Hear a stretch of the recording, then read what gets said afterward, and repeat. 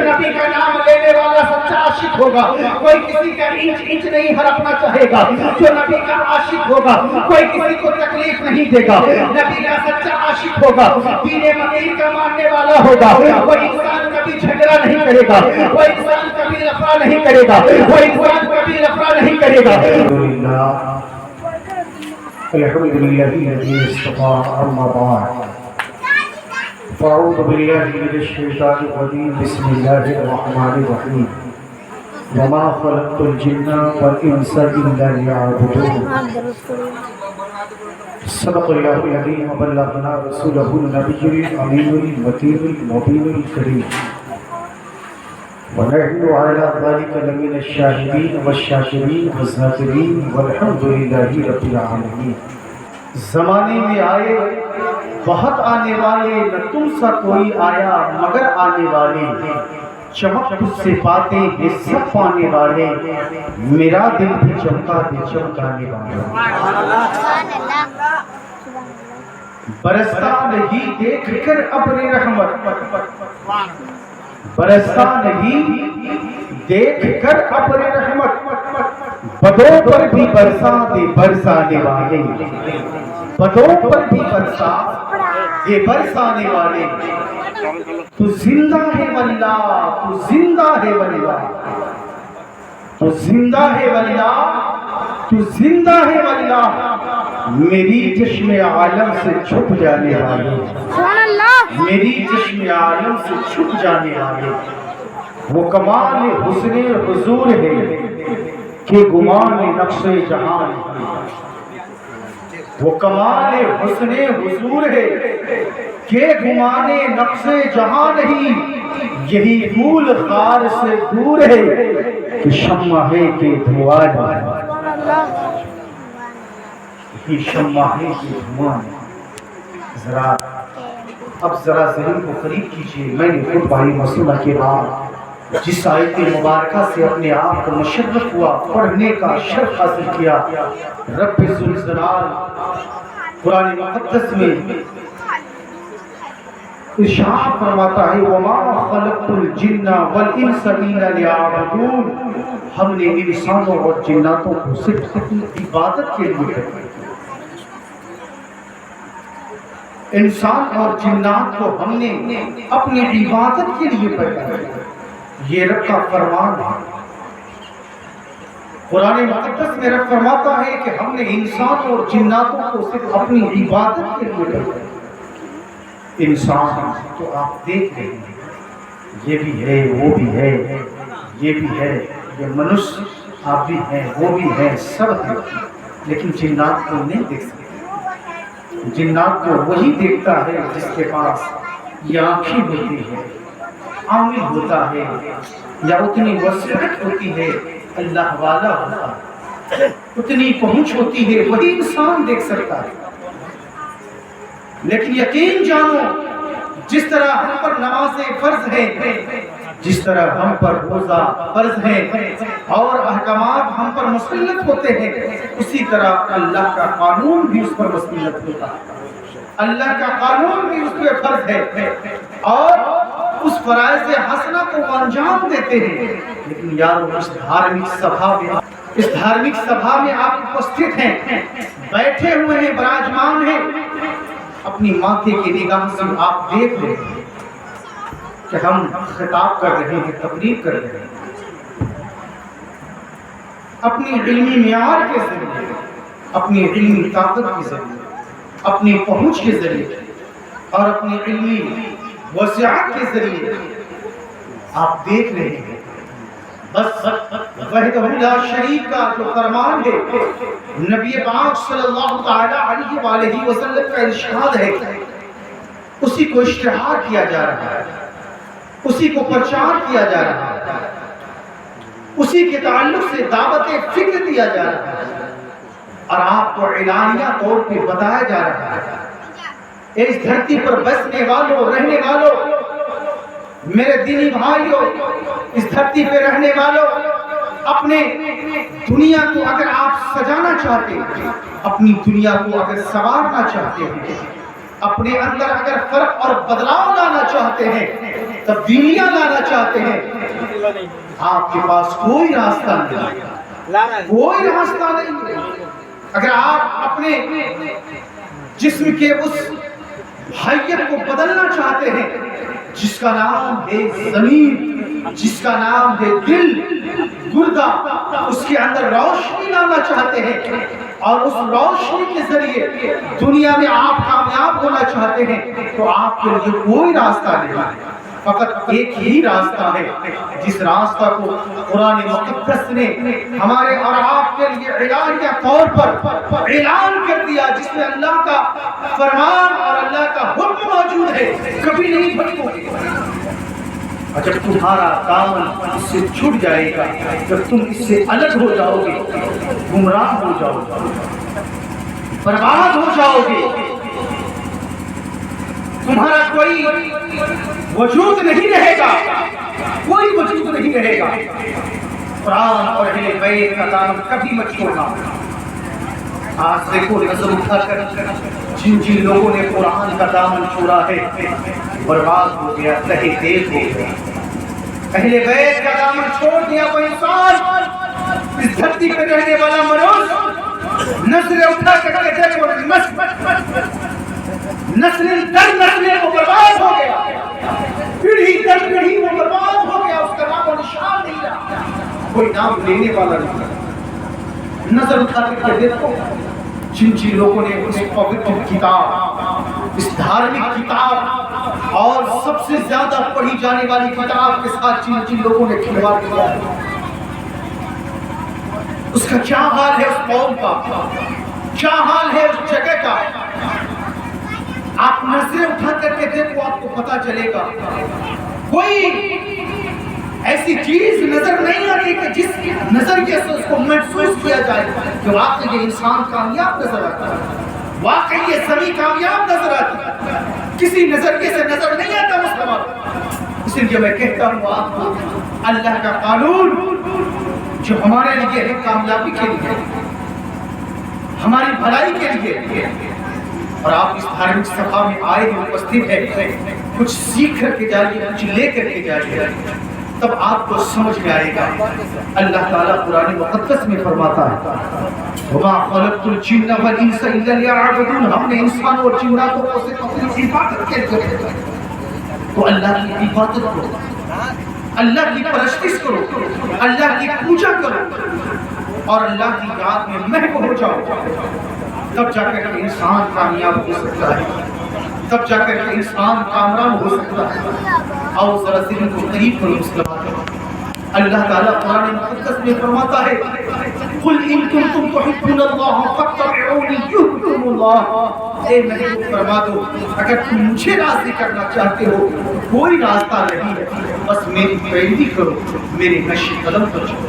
محبوب پاک اعلانیہ طور پر اللہ کا قانون بتا رہے ہیں، رسول اعظم ہم لوگوں کو سکھا رہے ہیں، اے میری امتیوں، اے میرے غلاموں، اگر تم کامیاب ہونا چاہتے ہو تو کہیں جانے کی ضرورت نہیں ہے۔ رب نے فرما دیا اے میرے بندو کہیں نہیں جاؤ، میرے نبی کے پاس جاؤ، میرے پیغمبر کے پاس جاؤ، میرے رسول کے پاس جاؤ، فلاح پا جاؤ گے، کامیاب ہو جاؤ گے، اللہ تم سے راضی ہو جائے گا۔ آپ کو پتا ہے دنیا کا سب سے پہلا انسان کون ہے؟ دنیا کا سب سے پہلا انسان اور دنیا کا سب سے پہلا نبی جو دنیا میں آئے حضرت آدم علیہ السلام، حضرت آدم علیہ السلام۔ دنیا میں آنے والے سب سے پہلا نبی حضرت آدم علیہ السلام اور دنیا کا سب سے پہلا انسان حضرت آدم علیہ السلام۔ ہم لوگ انہی کی اولاد ہیں، ہم لوگ انہی کی اولاد ہیں۔ جب آپ کی خمیر تیار کی گئی، روح ڈال دی گئی، جان آ گئی، تو اللہ تعالیٰ نے حکم دیا تمام فرشتوں کو سجدہ کرو۔ تمام فرشتوں نے سجدہ کیا حضرت آدم علیہ السلام کا، لیکن سوائے ابلیس کا، سوائے ابلیس کا، اساسل کا، سب نے سجدہ کیا سوائے ابلیس کا۔ وہ منکر ہوا، اور ابلیسی کو اپنے گردن پہ ڈالا، پٹا اپنے گردن پہ ڈالا اور جنت سے نکالا گیا، انکار کر گیا۔ یاد رکھیے گا جو میں باتیں آپ کو بتانے جا رہا ہوں مسلمانوں، دنیا کا سب سے پہلا انسان حضرت آدم علیہ السلام ہے۔ دنیا میں آنے والے حضرت آدم علیہ السلام سب سے پہلا انسان ہے، پہلا نبی ہے دنیا میں آنے والے۔ لیکن جب تمام فرشتوں کو حکم ہوا سجدہ کرنے کا سوائے ابلیس کے، سب نے سجدہ کیا، وہ منکر ہوا، جنت سے نکال دیا گیا، عزازیل جنت سے نکال دیا گیا۔ آج بھی وہ عزازیل گھوم رہا ہے، بھٹک رہا ہے، وہ لوگوں کو بھٹکا رہا ہے۔ کیوں بھٹکا رہا ہے؟ لوگوں کو سجدوں سے روک رہا ہے، لوگوں کو نمازوں سے روک رہا ہے، لوگوں کو عبادت سے روک رہا ہے، بچوں کو مدرسے جانے سے روک رہا ہے، بچوں کو اسکول جانے سے روک رہا ہے، دینی تعلیم لینے سے روک رہا ہے۔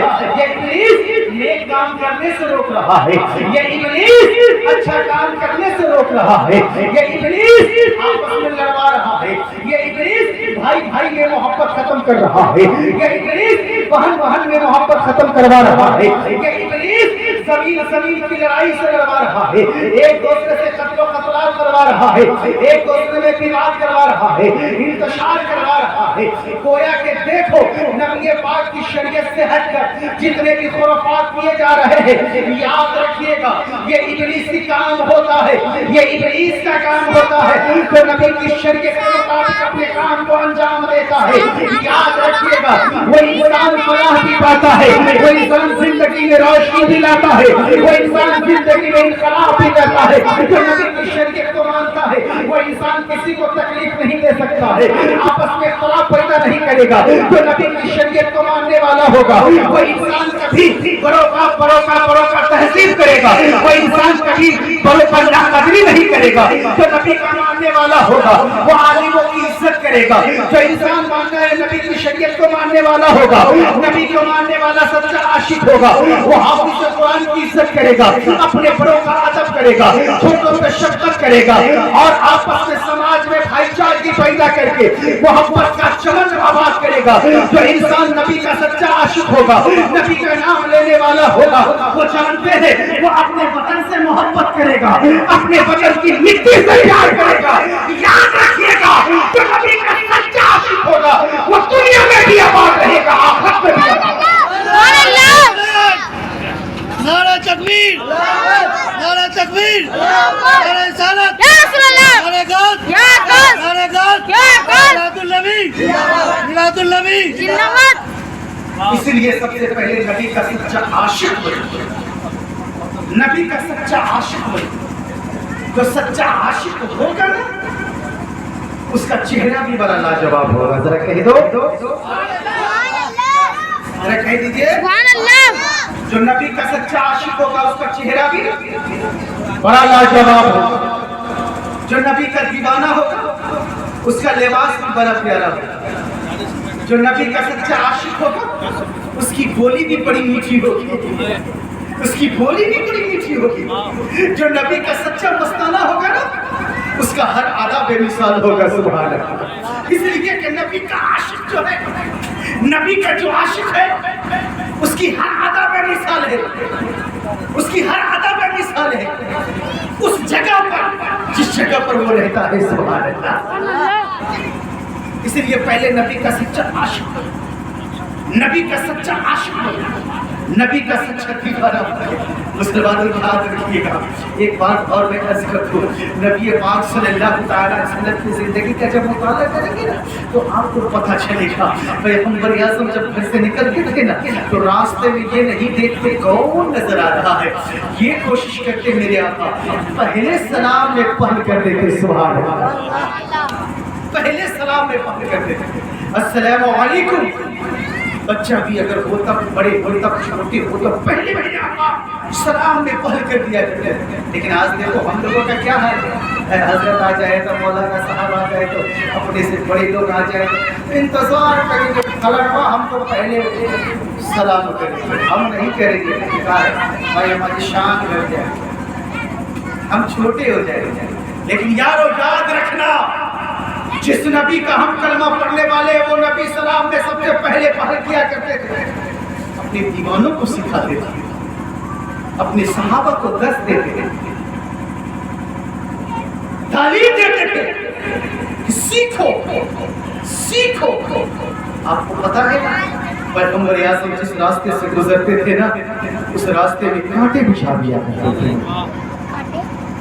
کانٹے بچھا دیا کرتے تھے، لیکن میرے پیغمبر اعظم صلی اللہ علیہ وسلم کے طلبہ مبارک آپس میں چپ جاتے، میرے پیغمبر اعظم اس کانٹے کو نکال کر پھینک دیتے، اور جو کانٹے بچھاتے تھے نا اس کے لیے آپ یہی جملہ ارشاد فرماتے دعا کیا، اے مولا میری امت کو ہدایت دے، جس نے یہ بچھایا ہے کاٹا اسے ہدایت دے، ہدایت دے۔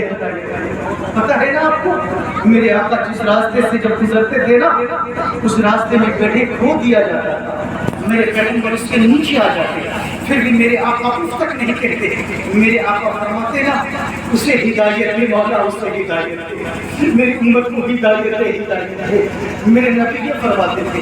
لیکن آج دیکھیں میرا کیا حال ہے، اگر کوئی ایک گولی بولے نا تو آپ 10 گولی چل کے ہوتے، اگر گولے سے جھاپڑ لگ جائے نا تو آپ 50-100 جھاپڑ اس کو رسید کر دیتے ہیں، کتنی تکلیفیں دیتے ہیں۔ لیکن میرے آقا کا کمال دیکھو، میرے آقا یہ فرماتے تھے نا کہ اے رب یہ میرے مولا اسے ہدایت دے، ہدایت دے۔ آپ کو پتا ہے میرے آقا کے دربار میں ایک عورت آئی، گوشت کا پیالہ لے کر آئی، اسے زہر آلود کرتی تھی، لیکن میرے آقا کریم صلی اللہ تعالیٰ علیہ وسلم جنہیں اسے نوش فرمانا چاہ رہے تھے۔ یاد رکھیے گا مسلمانوں، گوشت کی پوٹی فوراً بول پڑتی ہے یا رسول اللہ میں زہر آلود ہوں، مجھے آپ نہ کھائیں، مجھے آپ نہ کھائیں۔ کہا کیوں؟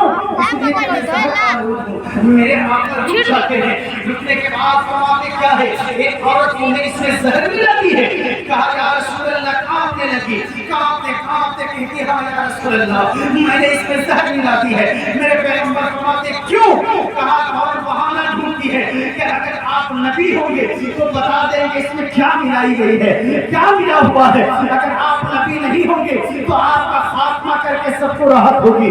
لیکن دیکھو میرے پیغمبر اعظم کو، نبی تو عالم کو دیکھو، رسول ہاشمی کو دیکھو، میرے پیغمبر نے اب کو درگزر فرما دیا، اور اس عورت کے لیے حال ہوا کہ میرے اور میرے نبی کے قدم ناز پہ کی جاتی ہے، اور میرے آقا فوراً کلمہ طیبہ لا الہ الا اللہ محمد رسول اللہ پڑھا دیتے ہیں۔ یاد رکھیے گا مسلمانوں، اپنی زندگی کا مطالعہ کیجئے اور اپنے قریبان کے اندر جھانک کر کے دیکھیے، بس 5 سے 6 منٹ اور سماعت کیجئے، اور اس کے بعد آپ اپنے ایمانی حرارت کے اندر ایک گرمی پیدا کیجئے، اور ایسی گرمی ہونی چاہیے جو آپ کو برقرار دے، جو آپ کو بے چینی کر دے، جو نماز کی طرف لے جائے، جو آپ کو روزہ کی طرف لے جائے، جو بڑوں کا ادب کرنے کی طرف لے جائے، جو آپ کو صرف عبادت ہی عبادت کی طرف لے جائے۔ ایک مسلمانوں یاد رکھیے گا، ایک بات جو میں کروا گھوٹ پلانے جا رہا ہوں آپ کی زمین کو بالکل جھنجھوڑ کر رکھ دے گا۔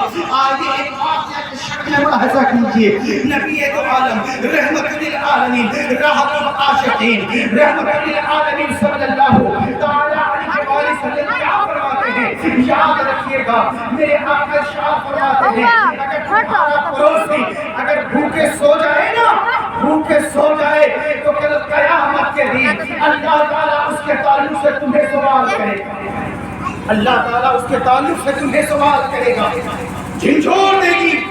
یہ باتیں نبی پاک صلی اللہ علیہ وسلم، یہ حدیثیں آپ کو جھنجھوڑ دے گی، ایک ایمانی حرارت علامت پیدا کرتی ہے، ذہن کو قریب کیجیے مسلمان، بچائن ہو جائیں گے، طرف جائیں گے۔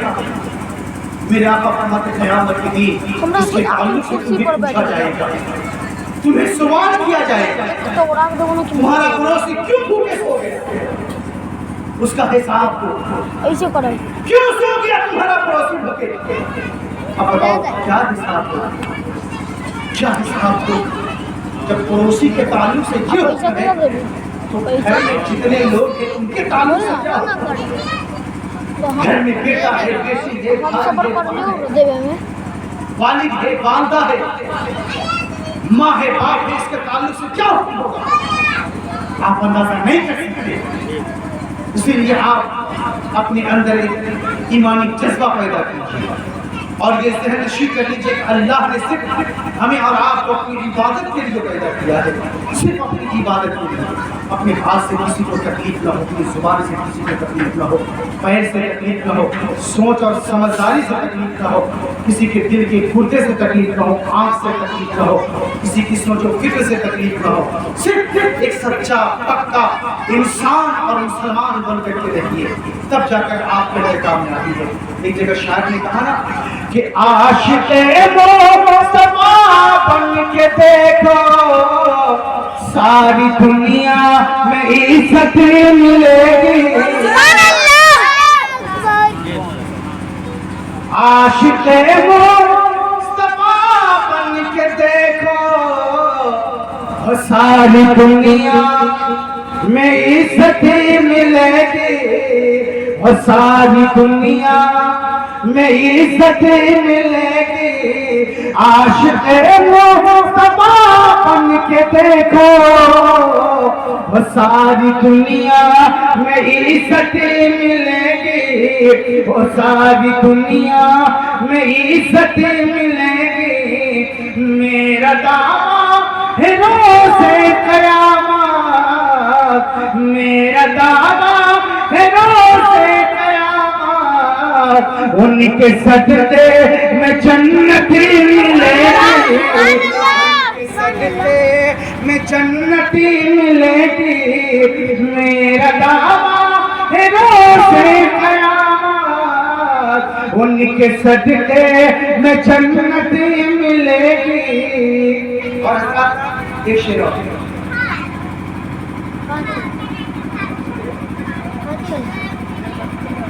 میں گنہگار ہوں یہ تو سچ ہے، پھر بھی دعویٰ ہے اہل جہاں سے، اور پھر بھی دعویٰ ہے اہل جہاں سے۔